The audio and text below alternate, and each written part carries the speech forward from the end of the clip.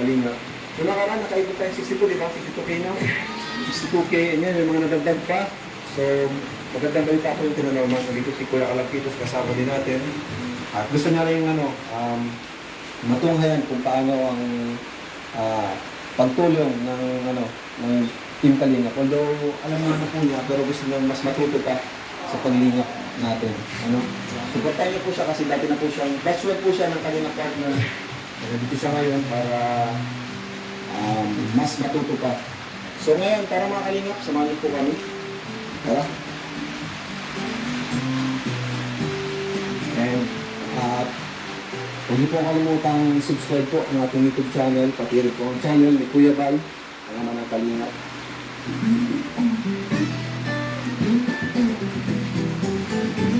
Tara ko eh. Bilang. Nanay! Iyak na naman niya si nanay.